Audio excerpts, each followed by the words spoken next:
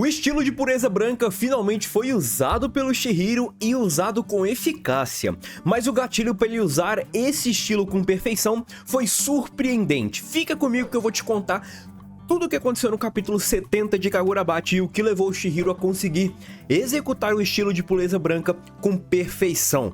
Ele estava com dificuldade e agora ele finalmente conseguiu usar. E falando em capítulo 70, quem diria, né? Uma obra que estava prestes a ser cancelada chegar a 7 dezenas de capítulo. Nada mal, hein? Então, se inscreve no canal, continue apoiando Kagurabachi por aqui e vamos rumo a 25 mil seguidores. Curta e compartilha o conteúdo que ajuda demais e se liga na descrição porque tem Discord mangá em promoção. Vamos lá, galera! O capítulo abre com o Hirohiko e o Chihiro lutando. A ideia do Hiro é subir até o terraço para evitar com que a garota fuja e até mesmo o selo seja feito. O próprio Hou já falou que com o selo sendo feito, a ideia é que todos esqueçam o que está acontecendo e os acontecimentos recentes envolvendo a Yuri, principalmente a escola ali, o Kuguri, o Hiro, até os amigos da Yuri, ficaram meio que só como borrões, sonhos. Ou seja, eles não vão se ligar muito do que tá acontecendo, por mais que eu acredite que até alguns magos do Rishaku, principalmente, podem até suspeitar disso não ser um sonho, e sim algo que aconteceu, e eles entendem ali que possa ter algum selo, algum tipo de magia. Só que a ideia é que esse selo sendo feito, principalmente um selo mais forte, evita com que toda essa luta continue, né? E o objetivo do Rishaku acabe talvez sendo outro. Para evitar com que o Hirohiko suba até o terraço, o Chihiro tenta usar o estilo de pureza branca para impedir essa ida dele até o terraço, e agora entra a historinha do Itsuo Shirakai. Nós finalmente conhecemos o Itsuo Shirakai. E quem que é este camarada? Este camarada é o criador do estilo da pureza branca. E esse estilo foi dominado apenas por 3 esgrimistas: Itsuo Shirakai, o Uruha e o Seiichi Samura. Logo quando ele começou a falar sobre esse estilo, Shirakai foi desprezado, ninguém acreditava nele. Afinal, a esgrima consistia em segurar a espada com força para evitar com que o poder se esvaísse. É uma concentração só.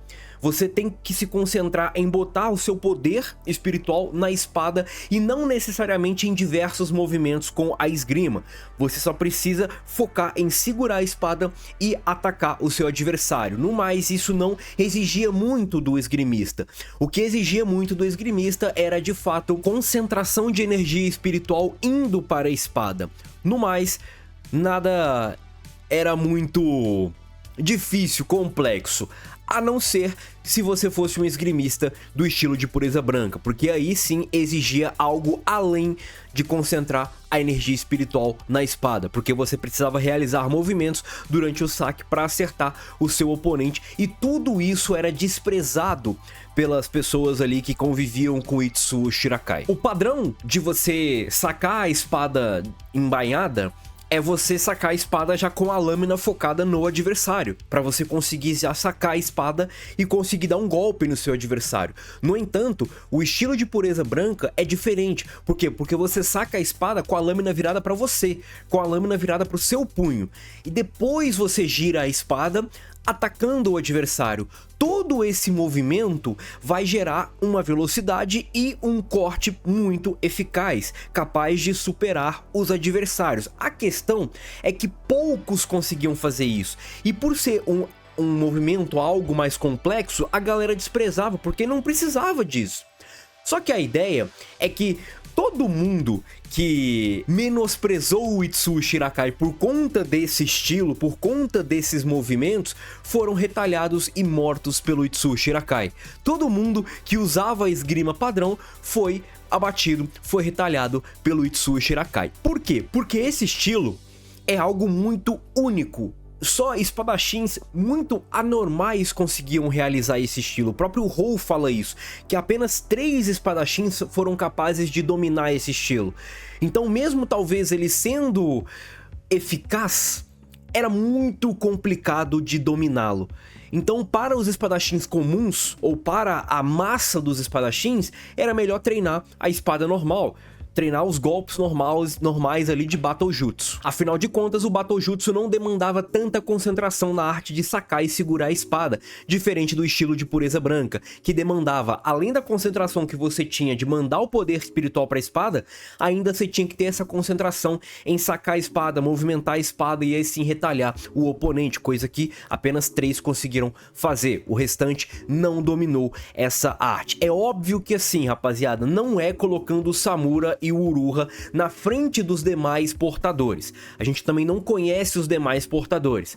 Só que por eles dominarem esse estilo tão único, é óbvio que acho que eles saem na frente dos demais portadores. Talvez os outros portadores também tenham estilos únicos, ou até mesmo espadas únicas, mas talvez não tenham esse estilo. Pelo menos até então a gente não conhece esses camaradas aí. Ou seja, ainda fica uma incógnita de quem de fato é o portador mais forte de todos. Pelo menos na questão da esgrima, não na questão da espada. Então, como eu disse pra vocês, sendo útil ou não, Itsuo Shirakai matou todos que zombaram dele. Agora a gente volta pro treino do Chihiro e o Chihiro até conversa um pouco com o Hou. O Chihiro tem dificuldades e o Hou fala que é um estilo incomum. A história prova isso, afinal de contas apenas 3 esgrimistas foram capazes de dominar o estilo de Pureza Branca. Por que é um estilo incomum? Porque é um estilo que demanda concentração, tanto na passada de energia espiritual para a espada, quanto no saque e no manuseio da espada, coisa que é incomum nos demais estilos. Nos demais estilos você só precisa se concentrar em passar a energia espiritual para a espada. Então, essa necessidade de concentração, que demanda talvez mais foco ali dos espadachins, não caiu ali na graça de todo mundo, então a maioria dos esgrimistas ficaram com o estilo padrão de Batojutsu. No entanto, o Chihiro é diferente e o Chihiro ele se encaixa bem demais com os 3 espadachins que já dominaram esse estilo. Por quê? Porque o Chihiro ele já tá acostumado a passar o poder mágico, o poder espiritual para a espada. Ele já tá acostumado, então isso não demanda concentração do Chihiro. É algo normal, natural para o Chihiro. A questão, o que não é normal para ele, é que o movimento para realizar este estilo, para ele ainda é difícil e ele precisa de mais e mais treino para conseguir de fato cortar e executar esse estilo com perfeição. E agora, durante a luta contra o Hirohiko, temos mais explicações de por que o Hirohiko dominou tão facilmente a arte da esgrima. Assim como nós tivemos a explicação do estilo de pureza, outro camarada que ganha destaque é o Hirohiko, que mostra aqui um pouco de por que o estilo dele ganhou tanta força, tanta eficácia. O Hiro já é um personagem muito inteligente e criativo, o próprio Yura fala isso. A ideia é que desde pequeno, viver é lutar pro Hiro, e lutar é viver. O instinto de sobrevivência do Hiro sempre falou mais alto, tanto que aos 3 anos de idade ele matou na mordida uma pessoa. E cara, pra você com 3 anos de idade matar na mordida uma pessoa, você tem que ser muito psicopata. E é o que o Hiro é.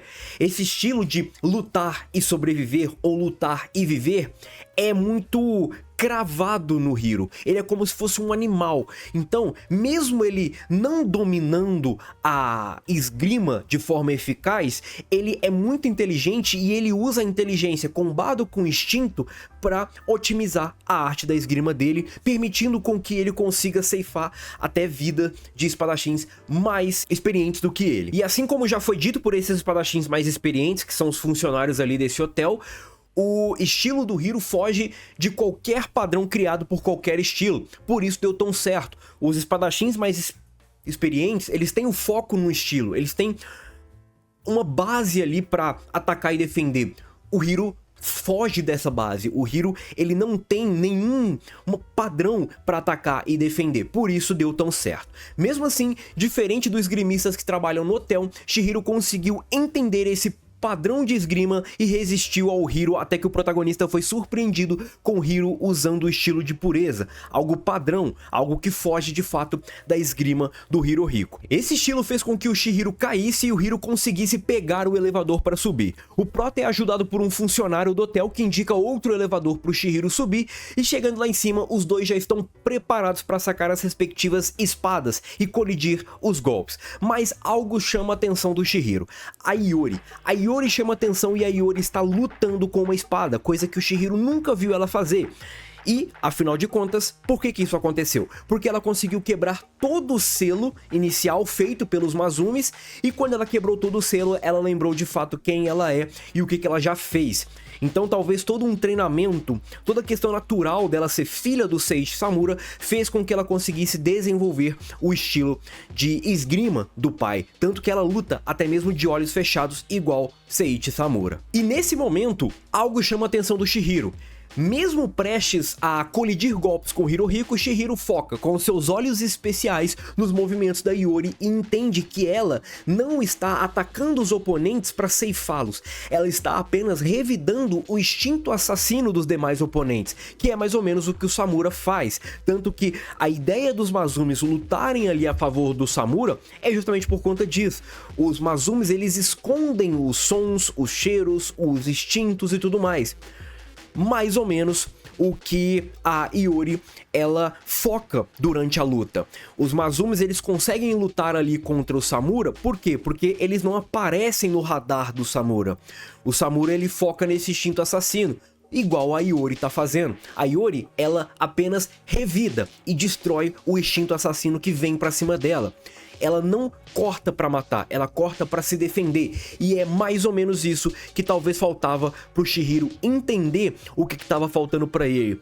A ideia talvez de cortar pra se defender e não de cortar pra retalhar de fato o inimigo. Acredito que seja isso, e óbvio que com essa mudança de foco do Chihiro pra Iori, ele descobriu de fato como manusear a espada para executar o estilo de pureza branca com eficácia e perfeição.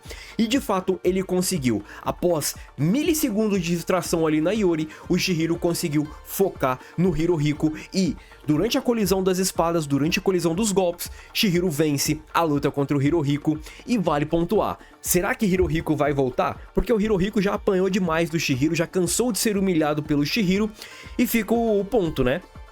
Ele é um pactuado. Se ele morrer, a Kume-Yuri vai para outra pessoa. Será que vai pro Kuguri? O Kuguri, sim, este camarada é muito forte e provavelmente uma Yotou nas mãos dele vai sim fazer total diferença.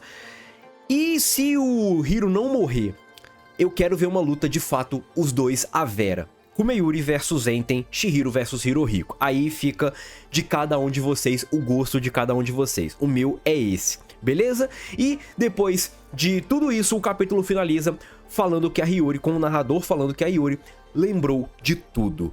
Ou seja, teremos Iori Seiichi ou Iori Samura? Enfim, teremos a filha do Samura despertada completamente. Agora talvez pode surgir até mais informações sobre a guerra, quem sabe? Segue aí, tamo junto, comenta o que você achou e é nóis. Fui!